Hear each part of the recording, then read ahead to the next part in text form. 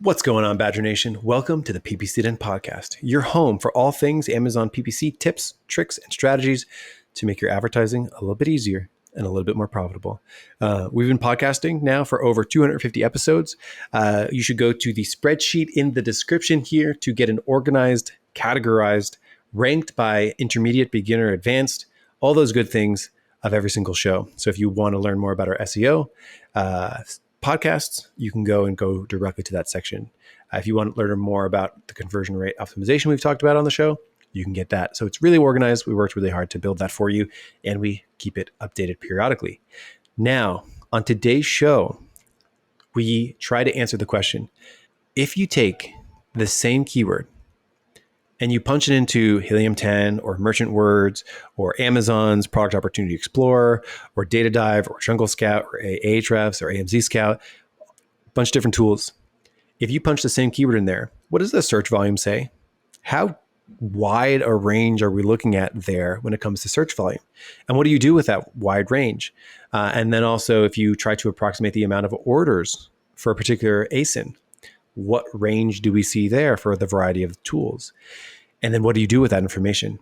So we take a look at comparing some of the search volume for the same keyword in multiple different tools. And I want to say that I use and subscribe to many, many tools, and I appreciate them all. So this isn't like battle of the tools. This is more so there's a range in these approximations, and what do we do with them? So tune in. I enjoy this one. We've got Clement, who's a Ad Badger PPC campaign manager and brand manager, and I think you'll really enjoy this one. Have a good one. I've launched campaigns and picked keywords. I've got my bids, set placements too, and bad mistakes. I've made a few. I've had my share of wrong keywords, but I've gone through. We are the PPC Den, my friends, and we'll keep up the rising to the end. You two are the PPC Den. We talk about Amazon. No time for medicals, 'cause we fix the gambits of the world.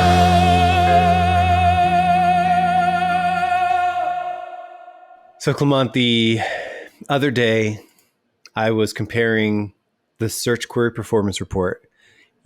I think my favorite report from Amazon over the last couple of months. And I was comparing that to my search term impression share report from Sponsored Products. And I was just like crying over the differences. I was like, wait a second.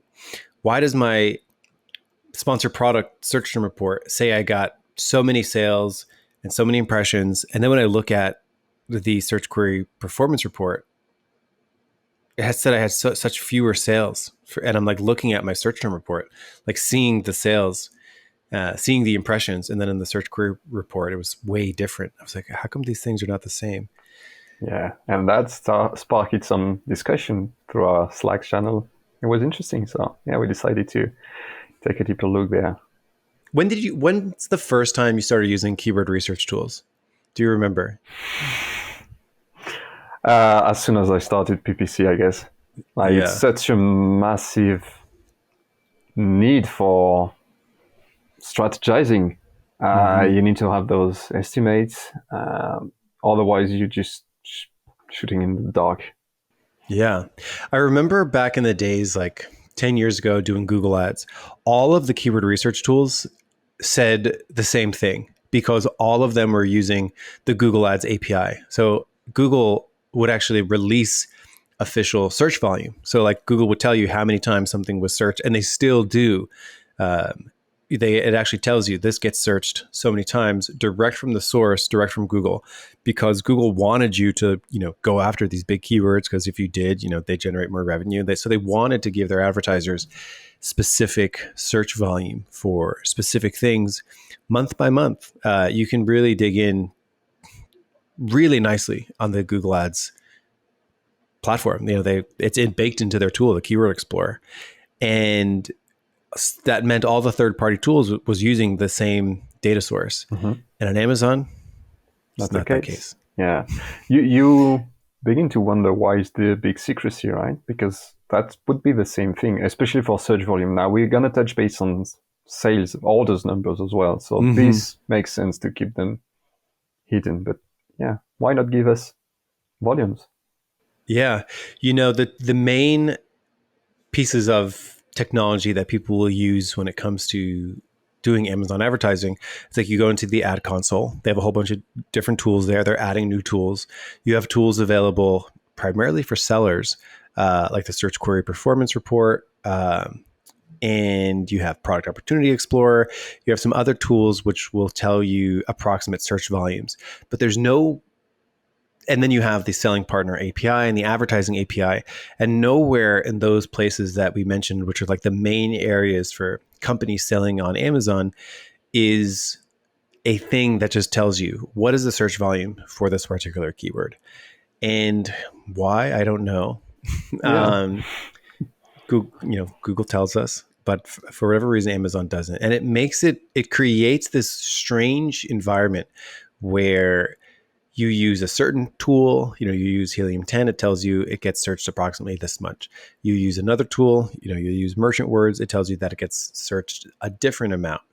And then Amazon started releasing their own sort of tools like Search Query Performance or Product Opportunity Explorer, places where you can get some data.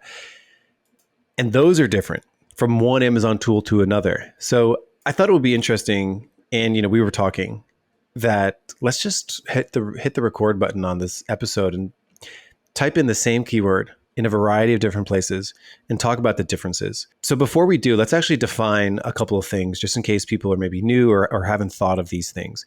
So we're going to be using a couple different definitions here.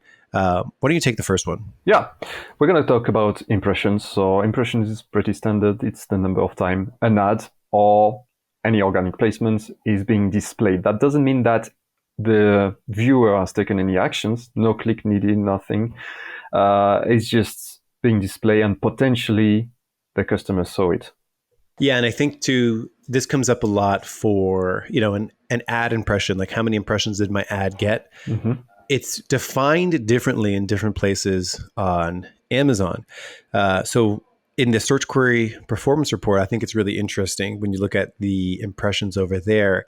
It's how many times all of the ads appeared. So when somebody searches a thing and 20 ads appear or 20 listings appear, Amazon will count that one search accruing 20 impressions. So I thought that was an interesting thing on the Search Query Performance Report, because when I was looking at my search term impression share versus Search Query Performance Report, those are very different numbers. So as people go and maybe they look at the same term in different places, it's something to pay attention to, something to consider. Definitely. Yeah. How about the next one? Yeah, search volumes. That's pretty streamlined. It's the number of time a specific keyword is being searched.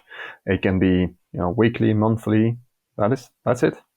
And of course, the look back window, which is like the time of that whatever metric we're considering. So what is the look back window on the search volume? Now, it's really interesting as we get into some of the comparisons, like the Product Opportunity Explorer, for example, inside Amazon, which is a great tool. You have episodes on. The Product Opportunity Explorer only gives you a 360-day average. They don't tell you month by month. The Search Query Performance Report has different look back windows. You can do by week or by month, and then you can pick that time frame, which is kind of nice. But unfortunately, you can't see it week by week. So show me how many times it was searched this week and then this week, and is it going up? Is it going down? If you want month by month, you sort of have to export this and do some spreadsheet work. A bit of manipulation, yeah. In order to see that week by week trend.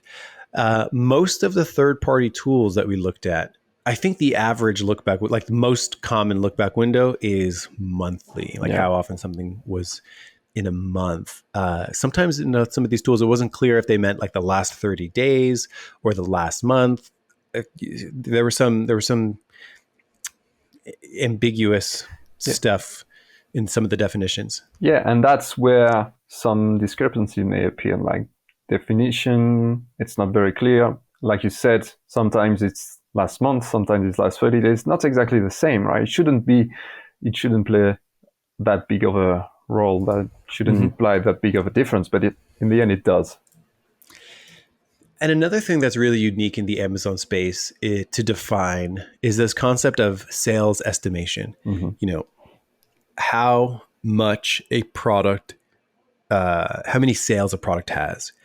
And when we go into the ecosystem of like third-party tools evaluating sales, I think every single tool says exactly the same thing, that like this is an estimation. We are guessing, we are trying to look at a whole bunch of different factors to try to guess what a specific SKU is generating in terms of orders each month.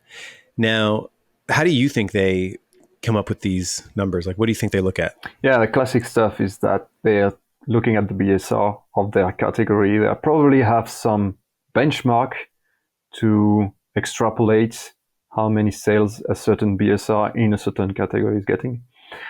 I think that's how they are doing now. We looked at definitions as well, and it's a bit of mumbo jumbo. We're using an algorithm, and I think one was non-data points, which is completely vague, right? So at the end of the day, third-party tools, they are just giving estimates. That's something we need to remember. Yeah. And I think too, even though I saw one estimation one time for a tool, it said, we look at the number of reviews a product has and then assume, you know, we back out of it and say, well, if only 4% of people leave reviews, we can take the amount of reviews and, you know, extrapolate the total amount of sales something had and sort of work backwards from there. Now, again, your mileage is going to vary a lot because that can, you know, it could be very wild, you know, the review rate of a certain product, assume that's the same for every product. Exactly. Or a certain category. And we know that if you're, you know, people that have been displeased by the products, they are more inclined to leave a review. So you would think that a poor product will get more reviews. So are they getting more sales or more reviews because they are bad, right? It's very tricky. In fact, we saw a tool. It's almost like if you ever watch these like YouTube channels that talk about like investing, or they talk about like health advice, or like fitness tips. There's always like a big disclaimer. It's like, this is for entertainment purposes only. And it's a kind of a similar thing when it comes to sales estimation, that it's like, you know, don't bet the farm on this number because it's possible that it's, you know, a little inaccurate or perhaps wildly inaccurate. So the other thing I want to say too, as we sort of go into this, because we're going to be comparing different tools that we use on a day-to-day. Like, we like all these tools. We have multiple memberships or multiple places. So we looked at search volume and order approximations for the Amazon tools. So we looked at like brand analytics and search query performance and product opportunity explorer. We also looked at like Amazon business reports for our known SKUs, which we'll anonymize here. And then we looked at like search volume from like Helium 10, Merchant Words, Data Dive / Jungle Scout, Ahrefs, AMZ Scout.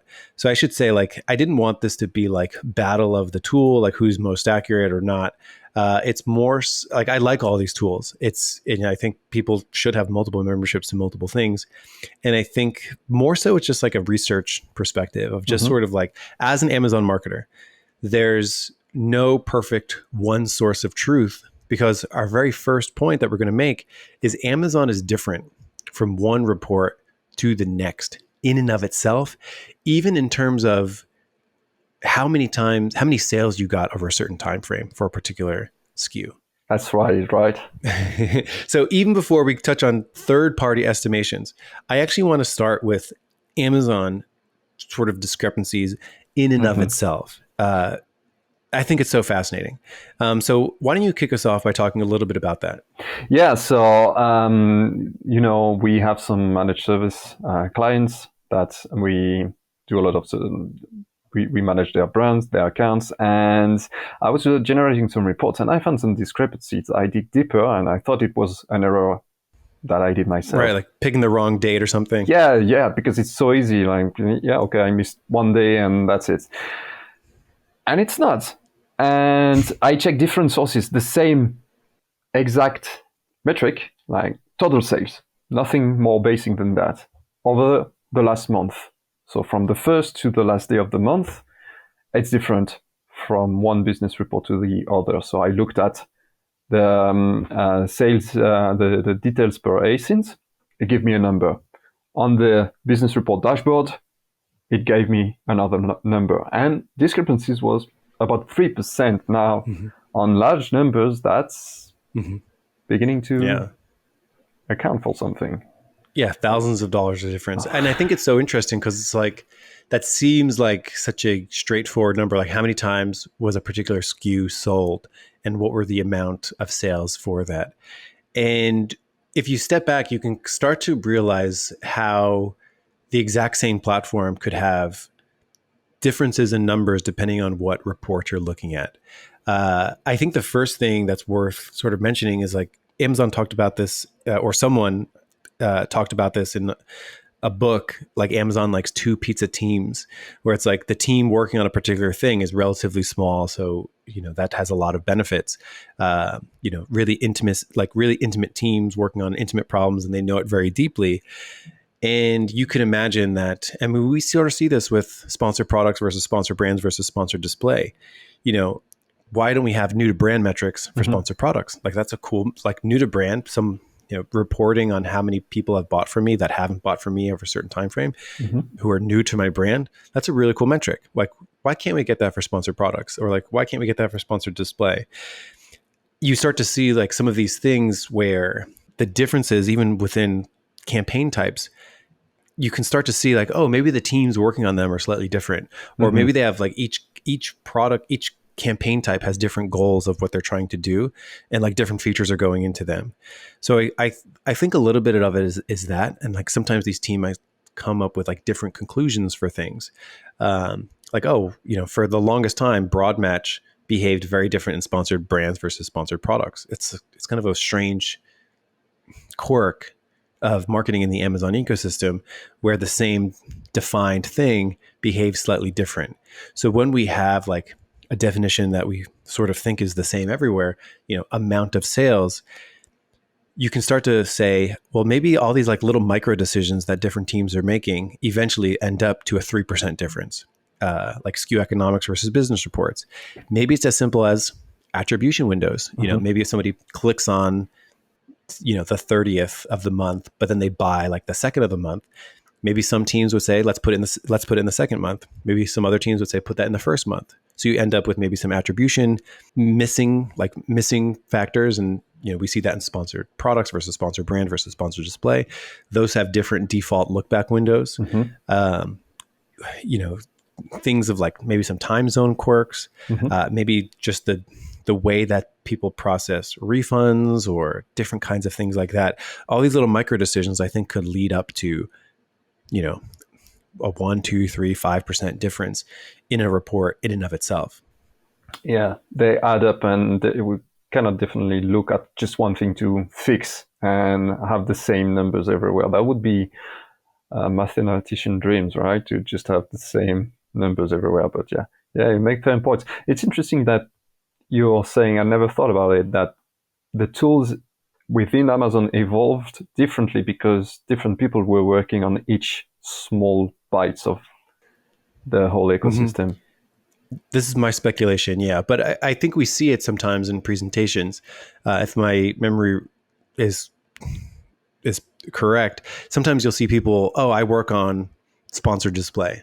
And they'll be able to talk about, like, they're working on sponsored display. And I just wonder, I don't know if we have transparency in, like, how much sponsored display team talks to sponsored products team and vice versa. That's a really good point. Now, in our community, we have some ex-Amazonians, and one was working on DSP only. Right. And we had some conversation, and I asked him some questions about something outside of DSP. And he didn't know, because it was completely opaque to him. So yeah, I think you may be onto something there. Mm-hmm. And I don't think, that's life, I guess, right? Like Amazon marketing is incredibly complex, and it would be, I empathize with that experience, but at the same time, it sort of creates this tension where it's like the number I'm looking at here is different than over there. The way that one person might be defining a certain metric is different than someone else in another ad product. And it, creates some tension. Like one thing that's still really curious to me is like when I look at my search term reports for sponsored products and sponsored brands, and I add up how many purchases I got for a particular search term, and then I go to the search query performance, those numbers are almost always different. Yeah. Sometimes by a lot. I remember when the report first came out, search query performance, I was on a call with a client and we're looking at it. And I was like, oh, we should increase sales for this term. And it said something like 10 purchases from the search query performance report. It's like 10 purchases. And then he's like, wait a second, that's crazy. Like, I know, like, that's one of my top keywords. I definitely have more than 10 orders in a month. And then we went and we calculated, and it was like 80 orders in the search term reports. Wow. And then you start to sort of like split hairs, and it's like, okay, well, you can get sort of product page clicks from keyword bidding, like all these like weird things. And it's like, well, maybe that's why the difference is there. And it's frustrating. Yeah. People shopping around, they go back and their browser, and then you're missing the attribution. Yeah, but that's 8 times more or less. It was pretty significant. I remember, I don't have the specific number, but I just remember it was wildly different to where I was on the phone with the client. And he's like, why would I use the search query performance report? Like it's giving me crazy info. Do you remember they changed their definition not so long ago? They had that disclaimer there. Yeah, this was right when it came out. Yeah. So I think it's so interesting. And then you talk to other Amazon marketers and business owners, and I brought this up, and some of the responses were like, oh, the search query performance only includes organic. And then someone else says, no, it includes organic and paid. And it's so hard to find that one source of defined truth, even within, just where we haven't even tapped into third-party tools yet. Yeah. I know. So even before we get into third-party tools, let's jump into the third-party tools and sort of the things that we looked at. So again, this is not a battle of the tools. This is just more so a battle against navigating all these different numbers. So we looked at, for search volume, we typed in a very generic term. We found a term that we were able to get search query performance data for and product opportunity data for that none of our clients sold. So that's great. And then we punched it into third-party tools. So here we go. So we got tape measure. That was the term that we searched. And then we punched it into Helium 10, merchant words, data dive, which uses Jungle Scout's data, Ahrefs, and AMZ Scout. And let's start with the biggest number. So the biggest number that we found for word tape measure was in data dive using Jungle Scout's data, which was 319,000 searches. So 319,000. Then after that was Amazon's data. And in the Product Opportunity Explorer, it approximated 190,000. And we got that by taking the 360-day average, dividing it by 12. Now, a little bit on that. It's interesting to even out sometimes those numbers because it doesn't include trends. And we all know that most of the keywords would have a higher search volume during holiday season. Sometimes you have specific trends depending on the niche. But still, I think this 360 days is something that I will use more. Yeah, because no keyword gets searched the exact same amount every single day, every single month. So I think what's cool about the Product Opportunity Explorer is it gives you a 360-day average, and then it tells you the trend in the last 90 and 180. And when you looked at that, it appeared to align very nicely with what the search query performance was for April 2023, which was 113,000. So the 190,000 Product Opportunity Explorer said it was in decline. And then that probably aligned pretty nicely with the 113,000 from the search query performance.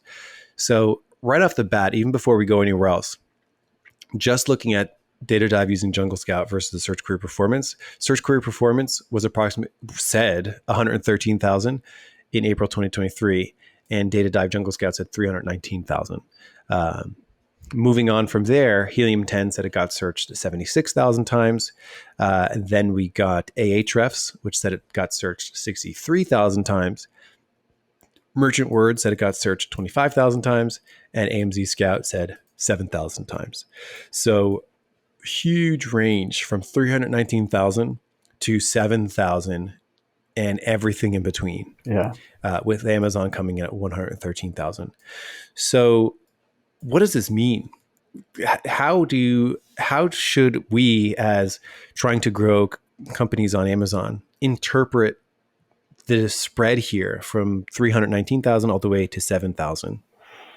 Yeah, that's the $1,000 question, right? So I think that's why I mentioned that I liked the 360-day average, because it removed kind of the seasonality that you could get and any crazy data points that might be completely off.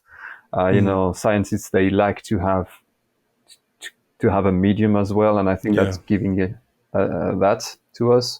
I'm going to reiterate, third-party tools, they are giving estimates. Now, you're right, the estimates are completely off. Now, I like to use the tools. I like to look at trends whenever I'm looking at a tool. I'm going to jump into that measure tape. Often you're not just looking at one keyword. You're looking at volumes from different keywords. And if tape measure is being searched X and the next keyword is being searched 2X, then the proportion should stay the same within the same tool. That's how I see it. That's how you can try to mitigate those discrepancies. I couldn't agree more. I love that. And that's something that's very true. If you see a one keyword gets searched 50,000 times in a month and another keyword gets searched 100,000 times in a month, the specific number doesn't matter so much. It's more so you can kind of trust that, the one that says 100,000 probably gets searched more times than the one that says 50,000. So using it for trends, and then you can sort of use that to build up, these are keywords that get searched a lot. These are keywords get searched less than that. And I think that's a good way to sort of think about that relative numbers. Because specifically from a day-to-day basis, when we use keyword research tools, one of the primary ways that we use it is to generate new keyword ideas. So like, let me go find new ground to conquer. And when I interact with these keyword research tools, I'm not saying, I don't even want to advertise this keyword because the search volume is blank. I sort of just use it as an idea generation, like ideation to like, what are some stems of this word that I haven't thought of? Like, what are some related synonyms to this word that I haven't thought of? And you can use that as a way to sort of like pump in new ideas, fresh ideas into your account. Also, when I do keyword research and look for new positive keywords and ASIN targets, I'm looking at my search term report. I'm getting like real tested data from my search term report. It's like, this is a term that I found in an auto campaign that I didn't even think of. I'm going to advertise on that. I'm going to graduate that to a broad phrase it exact. I'm going to take that term and I'm going to punch it into my favorite keyword research tool, or punch it into several different keyword research tools and see what pops out. I've also like taken it and popped it into like a Google research tool. Like, is the Google research tool giving me anything different? So that process started with the search term report. Like, I'm starting with like actual data from my account, and then I'm using that to ideate.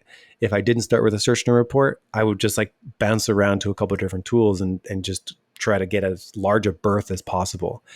I will say that keyword research is slightly different in the whole, I'm launching a new product in a new space that I don't have access to a search term report for.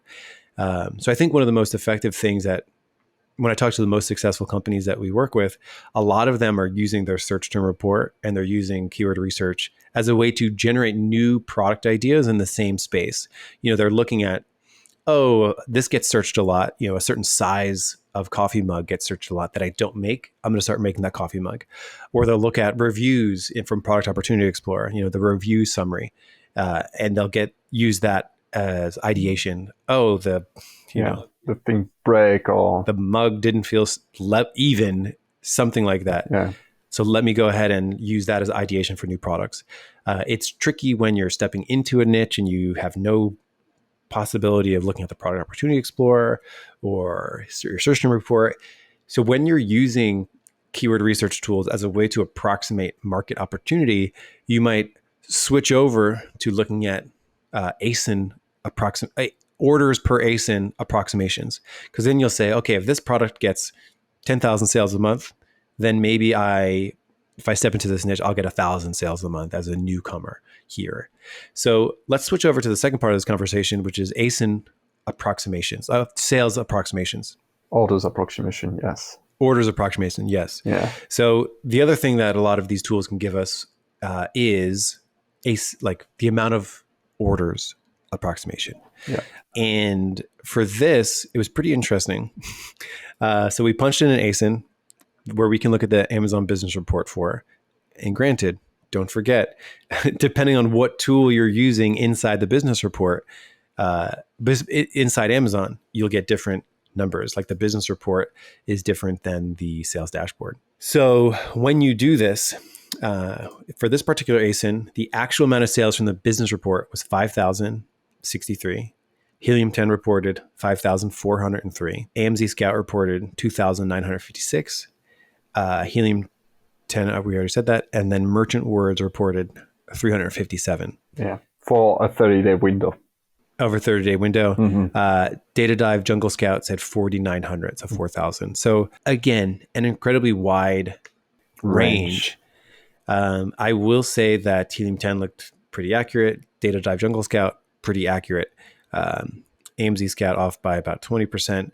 And then Merchant Words had less than a tenth of the order approximation. I have the feeling that they are closer to the actual numbers than the search volumes, right? Search volume, they seemed all over the place or varied widely, where here they are in the same ballpark. Or is it just a wrong feeling I'm getting? I would say in terms of the amount of hits that were correct, sales, ASIN approximation, sales, I keep saying, orders approximation seems to be more reliable and more steady for some of the tools that we looked at. Yeah. Maybe because they don't use algorithms so much, or they are less data sources, and they are all getting their data from the same source, which is probably bestseller rank approximation, and using something like that. You're right. Almost in some ways, there's less to approximate because you can look at BSR directly on the page and sort of try to work backwards from that. Yeah, that's something Amazon actually gives you. So in terms of these conclusions, it's very tricky to have exact approximations. I would say the way to navigate all these different numbers is to sort of use relative judgment, meaning I judge keyword A to be more than keyword B. And if I were to sum up all these keywords, I know that this sum over here is probably bigger than this other sum of keyword volume over here. So that's one way to navigate it. So when we're doing keyword research and you want to find like juicy keywords that are potentially high sales opportunity, I don't think you need to change any of your, behavior because I think that, whatever tool you're using, the biggest numbers are probably going to be the biggest sales opportunity and the smallest ones are going to be the smallest opportunity. It's not a hyper precise science because all of these are approximations. Yeah. And, as a business owner or as a PPCer, you're going to get a feel for the market at some point. Now, that's also why we don't have so many clients per managers, is because you really need to understand the market perfectly. And at the beginning, when we're onboarding a client, I really like to rely on their knowledge of the market, because they give you so many nuggets like, oh yeah, I know this tool is, whenever I rank on first page for this one, I'm getting so many sales and stuff like that. And it's a bit like you're putting your finger in the air, but that's still often more reliable than all the tools you can combine. And in the end, it muddies the water more than give you clarity, right? Mm-hmm. And what's coming up for me now, I talk to a lot of people, and I think one thing that comes up to me every once in a while is a business owner who's incredibly frustrated and very pained because they used some of these approximations as if it were true, as if it were like absolute truth. And then they did napkin math. The kind of math, like, every once in a while you'll meet someone who like wants to start a company and it's like, I'm going to launch Uber for dogs or something like that. And they're like, how many dogs in the world? There's like 3 billion dogs in the world. I just need 1% of the dogs in the world to sign up with the service. And I'm going to be like a bajillionaire. And like that kind of math is really inaccurate. Yeah. It can lead to so much frustration if you start a business based off that. Yeah. So when we do these approximations and say, wow, tape measure and these related terms get searched 1 million times a month. If I can just get 1% of them to buy from me, I'm going to have, so many sales a month. And then they build an entire business around that. And then they get a lot of frustration where they look at, okay, tape measure was supposed to get searched 300,000 times a month. This product has approximately 5,000 sales a month. I should be able to get at least 500 sales a month for that keyword. And it's like, those kinds of conversations where they look at these estimations and they say, I should be there. But there's so many other factors that are perhaps even more influential than approximating what competitor A sales are. Like how good is your product market fit? How well can you convert when somebody lands on your page? How eye-catching is your product? Like how desirable is it? Like how big of a brand are you building? And if somebody only built a company based off search volume, it's likely that some of those things are a little out of whack. Like the most successful companies are the ones that, sort of have like a true passion for this stuff and like really listening to the market and like really studying and like, what do people actually want to buy here? Not so much like playing Moneyball of just like, I'm going to create the perfect keyword blend and like, that's it. Like you ideally need both. Like the most successful companies are doing both. Like they have the perfect keyword blend and they've done a lot of that like qualitative market feel. You still need to do some market research before launching any products, but I think that's probably another conversation, but you need to build your brand around something, not just, launching a tape measure alongside of running shoes. Like that wouldn't make a lot of sense. Yeah. So yes, use all the tools and like, yes, get approximations and like, yes, build up keyword lists from those approximations. And then just know that they're approximations and that they're going to be different depending on a different tool that you use. It does seem like for the most part, if you're using a variety of tools, I think it seems like if you're using at least 2 tools to approximate ASIN orders and sales of a particular SKU, it seems like you could be pretty confident in that number. So if you were just using one tool to approximate orders on a SKU, you might be missing because, we found merchant words approximated 350, whereas, helium 10 approximated 5,400 and the 5,400 was a bit more accurate. So it seems like if you use 2 tools, at least you'll be square on. And then if you want search volume approximations, do you think that's practical to sort of have multiple memberships to keyword research tools and sort of get a wider view? Or I think that could be expensive for business owners. My bill's getting big. Yeah, the bill's getting big. Yeah, I think we should remove some. But that can fire up another conversation where on fully automated PPCs or decision making based on wrong data. Like I don't think we are there yet. I don't think we're gonna see that ourselves, or maybe we will with all the new thing. But fully automation where you never put that on autopilot, and you get the API from Helium 10 saying, okay, search volume are there, orders are that, let's do X based on that.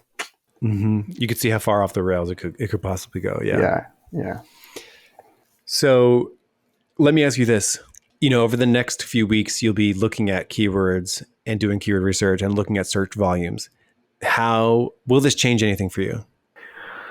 I'm probably going to use more tools because we have the subscriptions. I'm probably going to be, I'm going to forecast ranges rather than exact numbers. Not that I was doing that, but I'm going to have that more open, and then I'm going to refine with actual data that we get from first party, which is Amazon, even though it's off sometimes depending on the reports you're pulling. But yeah, I'll be doing that from now on. Yeah, I like that. I did an episode with Elizabeth Green where we basically did an exercise where we took a whole bunch of keywords, we put it into a keyword research tool, and we summed up the searches. And like all these 100 keywords, each one gets searched X amount of times. And then we summed it all up, and we basically did this really loose thing, which says like, okay, if we have like, what's our average click-through rate on Amazon? It's like 0.3. So if we take all these terms and we get a 0.3% click-through rate, we should end up with so many clicks. And I think what's interesting now is like, you're absolutely right. Like that first step, when you sum up the search volume, you should add like, well, if this is over approximating, we'll have this many clicks with our current click-through rate. And if it's under approximating, we'll have this amount of clicks with our current click-through rate. And then you can sort of take your average conversion rate. And again, if it's over approximating, under approximating, we could expect this many sales. So I think providing a range seems really like a smart thing to do. And I think when we do that range, if it's over approximating or under approximating, it needs to be wide. Like it needs to be pretty big, and depending on like how much intimacy you have with the particular niche, you can maybe shrink that range because you have access to the first party data. You know exactly how many orders you get for a lot of these keywords, and you can sort of work backwards from there. So it's tricky. It is. Yeah. You need intuition, and intuition comes with experience, right? Yeah. So this is an interesting topic, and I don't know if we solved anything other than maybe added some confusion for people of like, that's what I was going to say. Yeah. what do I do now? And I think it's really just take everything with a grain of salt. That's really what it is. And use those relative numbers, use the search query performance report. If you're a vendor and don't have access to the search query performance report, it does look like open a seller account in parallel. Open a seller account and like put one ASIN into a seller account. Yeah. That is the way to do it. That is honestly, because you get access to data that is first party that we would believe is the most accurate. So we would believe that the sales volume, that the search volume from the Product Opportunity Explorer is the most accurate, from the Search Query Performance Report is the most accurate. Yeah. I'd say one thing, if your forecast is off, don't freak out. You know the reason. It's not you. It's just approximations. Yeah. And with that, let's leave it there. Clement. Thanks, Mike. Alrighty, everyone else, I'll see you next week here on the PPC Den podcast.